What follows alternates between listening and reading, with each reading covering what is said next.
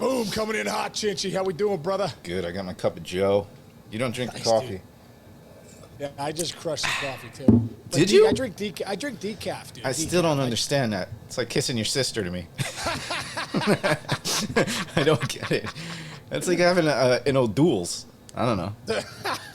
Well, bro, listen. At the end of the day, this is what. Let me tell you why I went to decaf. A couple of years ago, I was drinking coffee, and I was dropping my son off at school. I think it was this is 3 years ago at Dayton. I remember driving home. Didn't have my, obviously stayed the night, didn't have my setup of coffee. And I started getting a headache on the ride home, a bad headache. And I'm like, man, I never get headaches. Why do I have a headache? And I'm like, oh my God, I didn't drink my coffee. And I just said to myself, nothing is going to control my mind. There's no coffee that I'm not going to drink that's going to give me a headache or whatever. Nothing's going to control my mind. I'm going to be in my right mind 24/7 on my deal. And unless, obviously you get sick or something like that, I get it. But that's when I stopped drinking caffeinated coffee because I'm like, I'm not playing that game of I got to run to Starbucks or I got to do this so I don't get a headache. So I don't get a headache. You know what I mean? The fact that I'm doing something in my life that if I don't do, I get a headache. Nah. Now, decaf, I got one of the best, dude, I get this coffee called Life Boost. It's some of the best coffee out there. Yeah. Single shade, Nicaragua, all this stuff, blah, blah, blah. I right away, bro, went into my subscription. Bam, give me the French vanilla decaf because I ain't going down there. And now if I miss coffee or anything like that, it's not. I don't have to have it because I'm not going to get a headache. Yeah. So that's why I drink decaf, bro. I do one cup. That's good reasoning. I drink 1 cup of black coffee every morning because it helps kick off your metabolism and it actually rehydrates you a little. But that's all I have is one. Dude, when I used to do the late MLB Tonight, back when it was. We didn't have games on MLB Network, and it would be, sometimes you get in there at 9:20 p.m. and you walk out of the control room, a live show at 1:15. You remember that back in the day? Oh, yeah. Dude, I used to have 3 sugar-free Red Bulls per night, 5 nights a week. Come on. And this one, and dude, you remember, dude. We having heart palpitations? So this one night, doing something, and all of a sudden it felt like a butterfly. Was flipping around in my chest, and I'm like, I think that's my heart. I was like, that was the last time I ever had a Red Bull. That was probably about 8 or 9 years ago. No joke. Dude. That stuff will get you, man. It'll get you. Dude, I remember that. Remember the Ephedra drink you used to drink back in the day? Yes. The Rip Force, Rip Fuel until Ephedra got banned? Yes. Dude, I remember one time, quick story. One time, dude, we were on this road trip. We were everywhere, bro. We were boom. We were Colorado, we were in Texas, then we were in LA. And I remember before that game in LA, my mom flew in to spend time with her Aunt Annie, with my Aunt Annie, her sister Ann, Tom, and all the kids. And so I knew my mom was there. I was like, man, I gotta get. And I was so gassed, dude. I remember being so gassed. I'm like, man, how am I gonna play tonight? It was probably game 120. You're just oh. And guys on the team would drink the Rip Force, right? It was because it was. No one knew anything back then, just knew it got you up. It was a caffeine boost.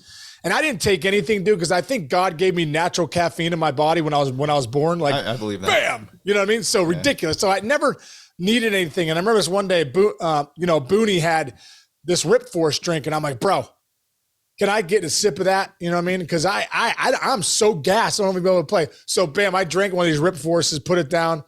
I'm like, oh, this isn't bad. They're not really doing anything. About 30 minutes later when game time starts, I'm like, whoa. I'm like, holy Moses, dude. I'm running as fast as I've ever could. I'm running my sprints before the game. I think I ran 20 of them. Come up the first at bat, boom, I punch out on 4 pitches. I couldn't control my my anxiety.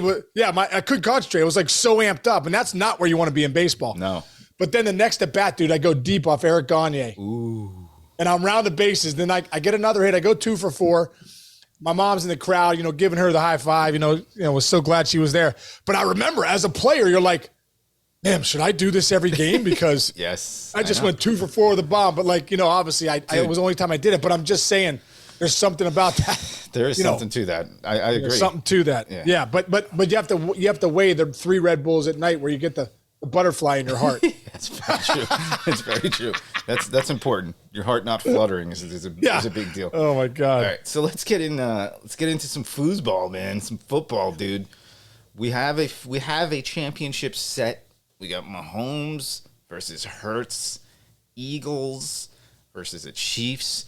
I actually asked my guys, Tony and John, like, what would have been the best Super Bowl rating? Like, which teams, which matchups?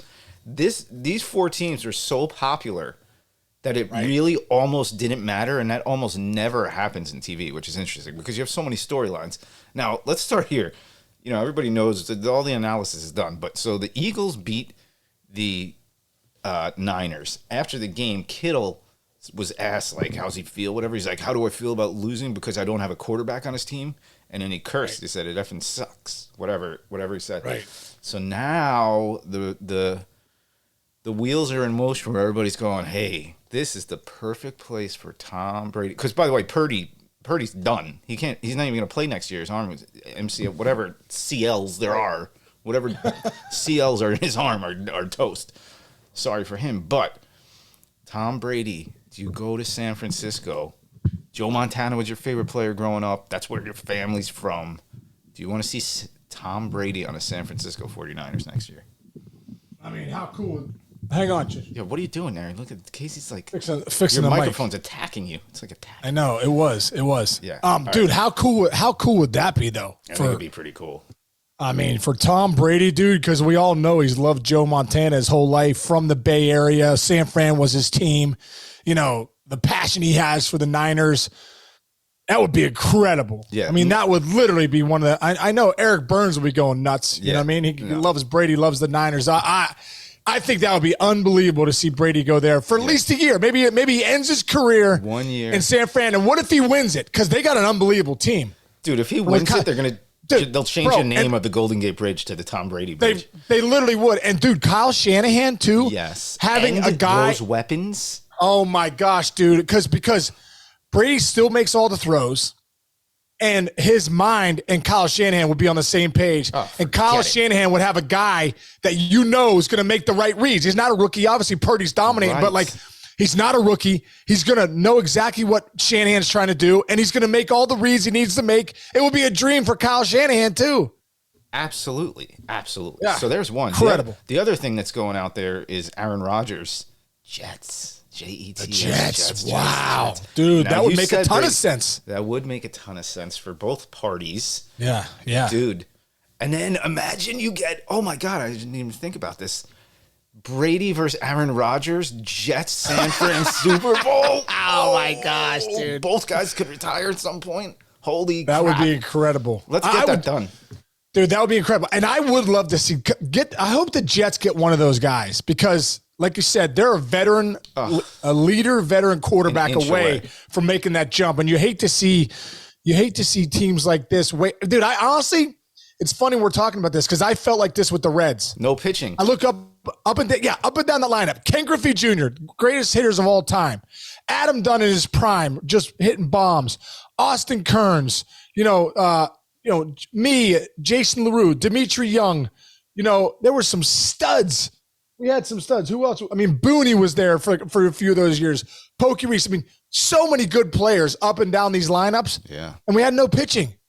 And you're like, oh my God, we're wasting. And we did. We wasted those years because we were the best offense in baseball. We wasted those years. And you look back, you got to be kidding me. And I think about that with the team like the Jets. You're like, okay, get the quarterback you need. Or to any team like that where you're a quarterback away, you're like, these guys are a really good team, but they need a quarterback because it's a quarterback league. It's like the big leagues. You need pitching.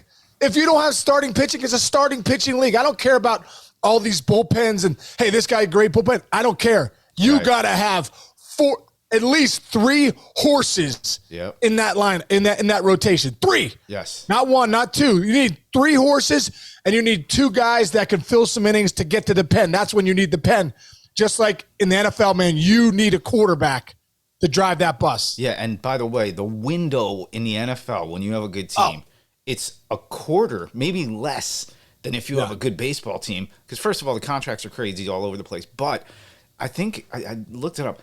It's the average lifespan of an NFL player. I should say lifespan. They're going to stay 3 alive. years or something, right? About 3 years.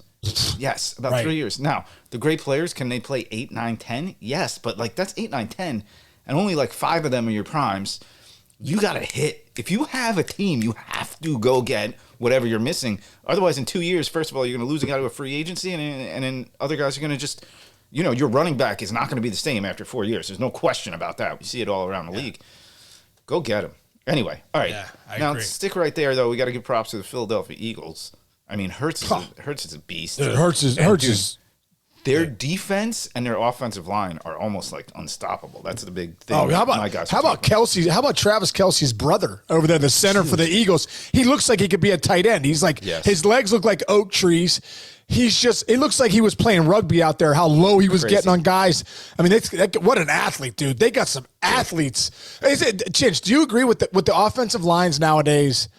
With the technology, the way these guys train, it's not like the fat 300-pound linemen's back in the days. Like, look at that guy's belly. These guys look like tight ends. They're jacked. All of them. They're jacked. And they all got quick feet. They all can pull outside. They're all working downfield. It's incredible, man. Like, you look at offensive lines nowadays, you're like, these guys are some of the best athletes on the field. Totally. They're no longer these like lumbering, get you on somebody. These guys are legit. Yeah, well, they run all those what do you call those? Stunts. No, they're called what is it? Racks? Whatever. Like, it's these read option things. So the quarterback, all the offenses are these read options. ROAs. Yeah, and everybody, you need RPAs or whatever. Yeah, there you go. Yeah, RPAs, run pass RPOs, run pass options. RPOs. There we go. Yeah, we got it. We got it. We got it on the third track. Good work. But like, you need like fast tackles and stuff because you're doing all these slants on your blocking schemes and whatever, and you have to be fast. So these guys are like 25, 30 pounds lighter than they used to be. Like to your point. So, other game. Let's talk about that because this is like Casey territory, like emotion, energy, grit, fighting through adversity. Because all of those things are what Pat Mahomes did on a high ankle sprain, which arguably is oftentimes worse than like a stress fracture in your ankle. Yeah. So, what's your take on what he did? Just the grinder mentality that Mahomes has. I mean, these guys have in the NFL, but like the fact that Mahomes, would not have been in there had, if it was a regular season game. He definitely would have had the week off, but there's no time for that. And I just love that, man. I love that mentality. That's really like a baseball mentality. You got 162 for 180, 100. No one's healthy. Everyone's battling something. I bet you everyone on that field this past weekend's battling something. Mahomes obviously is battling a high ankle sprain that's fresh. Didn't even have had less than a week to really, let it feel better. So dude, to watch him as a teammate, to watch a guy like that makes me want to go out and just dominate. Cause I got a guy that's limping, know that he's in pain, everything that he's doing, especially that run at the end. Like that run at the end, he knew he needed to get to where he needed to get to, took off running on a bad wheel and, did what he had to do. So like, dude, watching Mahomes do what he did, like the grit that he has and fighting through the adversity that he had, knowing on that first snap of the game, kudos to him and his team, no doubt, took it to another level too, knowing that their leader was banged up. Yeah, no, I was talking to name drop here, Mitchell Schwartz, who was one of the keys to when the Chiefs won the Super Bowl that first time and was hurt the Super Bowl they lost. So they say he was the key that they won and the key that they lost. He has nothing but amazing things. Obviously, he was in the huddle with Pat Mahomes from the time he got onto a field until he retired last year. Mitchell did. He's on the 33rd team with you? He's on a 33rd team, yeah. And he was talking yesterday, I think it was, where he's like, first of all, Mahomes is just an alien. He's stronger and tougher than anybody thinks. Like, he just looks like the sweet kid, but he's a monster and he's an animal and he's just a great competitor. But he brought up a good point, and you can maybe speak to this, about the most difficult thing to do as an athlete when you're in the game and you are hurt is not think about being hurt. And this makes a lot of sense to me. Basically saying like, you have to pretend that you are not going to re-injure yourself, because the second you do, you're going to make the wrong, like for an ankle, if you're too trepidatious about making that hard move, you could hurt it in a whole other way. It's a very interesting dynamic. You literally have to play with no fear. Otherwise, just don't play at all, right, Case? Dude, I incredibly, I've had this situation in my career. In the 2006, in the AL divisions, in the AL Championship Series, Game 1, we had just beat the Yankees. We went out to Oakland for Game 1. We're facing Barry Zito. My first at bat, I hit a ball to right, and I came out of the box and tore all the fascia in my calf. Boom, it totally blew out. I'm like, oh, and even Fox was like, you could see my muscle ripple in my pants. They were like, if you're squeamish, look away. That's what it looked like. It just, oh yeah, dude, I'll have to see if I can find the video for you. But like, they're like, if you're squeamish, look away, because you could see the ripple from the tear in my calf. And I was so distraught, dude. I'm like, 9th year in the big leagues. Like, I'm not getting back to the World Series probably. Like, it's game 1 of the championship series and we still have to win, and I'm out. Like, I'm out. And they're like, and they're telling me it's going to be three to 4 weeks before I can be back. Well, dude, that's the World Series. Like, if we make it, I'm going to be out for the World Series. Like, you gotta be kidding me. So, bro, I flew in this guy that was a rolfer. I don't know if you ever heard of rolfing, but a rolfer is R-O-L, yeah, R-O-L-F-I-N-G, rolfing. It's the Ida Rolf was the person that invented rolfing. She cured her son of polio way back when, right? By this technique where you take the fascia of your muscle and you work it out, right? So I had a guy that worked on me when I broke my back in Pittsburgh, a guy named Michael Waller, and he came in. I flew him in. I called him. I was like, Michael, I just tore all the muscles, fascia in my calf. Can you fly to Detroit? Bro, he flies to Detroit. I put him up in a hotel for 11 days. What? The training staff obviously was great in Detroit. They helped me. And this guy, Michael Waller, worked on my calf for 11 days. So, dude, it was the time when we had swept Oakland. So, and then we had 7 days off. So we had 11 days till the World Series. So I had such a small window. So, bro, like, it wasn't good after 6-7 days. I'm on the treadmill. I'm like, oh, man, that's not right. That's not right. 8 days, 9 days. I'm like, oh, my God, I'm not going to make it. Like, okay, now we know we're playing the Cardinals. Game 1 of the World Series is bam, whatever it was, October 28th. I'm like, oh my God. So I'm in there getting treatment. Michael Waller, the rolfer, he's working on me. I mean, 24/7, dude. By game 1, I'm like, okay, I think I can hit, but I can't play the field yet. Like, I just can't do that side to side. So sure enough, man, they taped my calf. My calf was taped from my knee down. And I just thought to myself, like, I literally said a prayer, like, Lord, if you want me to play, let's go. Let's get it on. Because I was like, if I think about this, I'm going to blow it out. Like, there's no doubt I'm going to blow out this calf. So, dude, I go out there, I play game 1, and then I was good. I didn't get any hits game 1, so I didn't really have to test it. Game 2, I come up with a big hit, get a single. And then, when I go to St. Louis, I have to play the field. So I'm like, okay, It's like 3 days. So I'm 14 days out. I end up hitting a double that game. So I have to really test it now. Go to second base. But I look back now, Chinch, at that World Series, and I could tell that I'm kind of limping on my leg.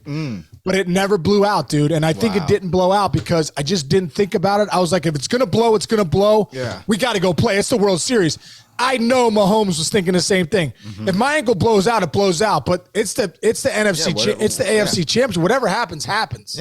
Yeah, absolutely. You can get your foot run over by a wheel of a car next week. Exactly. And not play. Hey, really cool thing you having that guy there made me think of. So somebody posted a picture. This is the trainer. This young girl. It's hard to see on this thing. Yeah. Anyway, Mahomes tweets out and writes, Julie was, in all caps, the reason I was the guy I was on a field today. It takes everyone, but she led the charge all week. Now let's get Super Bowl ready. I think that's I just think that's really cool that he put her on a national stage, because you never you see them. All you see is like them running over to people with the water bottles and like the players knocking the water bottles down there. Dude, first of all, that's about as high level of an athletic trainer as you could possibly be if you're on an NFL field. So kudos to her. She's probably really awesome. But I just think it's really cool. Another reason, chalk up another reason why he's a leader and he's a guy. Like, she's on his team. Right. She's a part of the team. She's on a roster, basically. It takes everybody, dude. I mean, Kevin Rand, who was the head trainer with the Tigers, him and Teeter and all these guys, dude, that helped me every day were like ultrasound, laser, cold tub, walking it out, boot. I mean, just incredible. Yeah. So when I look back, so many guys in that training staff, basically I owe them so much, because without them, I wouldn't have played in the World Series. Literally, I wouldn't have those stories I have. Yeah. Because I wasn't supposed to play in it. No. I was supposed to be out 3 to 6 weeks. It's great. Hey, you know what I just thought of? Like, I got to get some of these football guys on so we'll talk a little more football in the next couple of weeks, right? We have 2 weeks before football. I might as well get some of these guys I work with. I agree, dude. Let's go. Come on, Chinch. We're waiting for you to get a 33rd team guy on our show. Right. We got what kind of pool do you have? I'll work on that today. Hey, so So let's not dive too deep into like previewing the Super Bowl yet. We'll do that in the next couple of weeks. Plus, we're gonna have Boo on again. He's gonna fucking jump through the TV screen, probably Thursday. But just top of your head, who are you rooting for, Philly or the Chiefs? Man, I don't have any allegiance to any of the teams. I want to see both those teams do well. I love Mahomes. I love Kelsey. I kind of want to see Jalen Hurts, man. I kind of want to see Philly win this thing. I like Jalen Hurts. Love that fan base too out there in Philly. And I don't know. I just would like to see them win this Super Bowl. That actually just reminds me of one thing because I'm so angry right now thinking about it. I forgot to bring this up to you earlier. I don't know if you saw this. And this is yet another reason why I hate the Eagles and I hate everything about them. Freaking, did you see what the Empire State Building did? No. Dude, the other night... The Empire State Building, they do things like, if Duke won the national championship, they would kind of turn it like, Duke blue, whatever. Right. Bro, they freaking, they congratulated the Eagles and made the Empire State Building light up in green the other night. Oh, my God. This state of New York, and I would extend it to New Jersey for Giants fans, up in arms, like boycott Empire State Building, don't ever go back there. How do you congratulate our biggest rival with our biggest freaking building in the freaking city, in the greatest biggest city in the world? Everybody is, I'm God. And it's all my freaking stupid Eagles friends, whatever, sending me the freaking Empire State Building the other night. Oh my God, dude! Can you imagine? It'd be like if, I don't like know. The Browns. It'd be like the Bengals in Pittsburgh. They made it bet the Bengals color and say congratulations to the Bengals, dude. Exactly. In Pittsburgh. It's people would have heart. Yeah. Dude, people would revolt. The only thing that would be maybe a hair worse would be if they congratulated the Red Sox. That's the only thing. That's how much the Eagles are hated in New York. Yeah. Randall Cunningham used to beat us every year, and it's the biggest football rivalry I think in New York. And God, it really made me mad. Anyway, all right, so let's leave it there for today. We got a lot in here. Right, we have other stuff to talk about too. Like maybe tomorrow. Like I sent you a note, the Pete Alonso stuff. Like looking for an extension. See how much you would give him. There's everybody's talking Ohtani again now that the Hall of Fame's over. So the Mets, the Mets and Ohtani, Greinke to the Royals. And also let's talk more about that the play with Mahomes getting pushed out of bounds. We'll talk about that tomorrow. Or maybe we'll get we'll get Boo on that too. We'll have a good talk there because that's a great sports conversation. That's a great sports conversation. That was Cy and Pratt story, which everybody go read about it. And we'll talk about that this week too. All right, good stuff, bro. Okay. All right, brother. Awesome. Hey, thanks to everybody out there listening. We really appreciate it. We're coming with a new logo coming, right, Chinch? Here we go. Oh boy. Ooh, wait for the new mayor's office logo coming soon. 21st century. Yeah, just thanks to everybody for listening. Let's go. Let's keep the needle moving. And what we found out too, we know that only 20% of you are subscribed and have downloaded. If you could do us a favor, when you're listening to us, just hit that subscribe button up, and there's a little plus button. If you're on Spotify or Apple, if you're on Apple, there's a plus button in the corner. Just hit on that. That means you're subscribed to us, but that would help us a ton. So if you're not subscribed and you're listening, get subscribed and download us so that we could keep moving the needle here and keep bringing this show to you guys. Let's go. All right, Chichi. Love you, brother. Bye, buddy. See you tomorrow.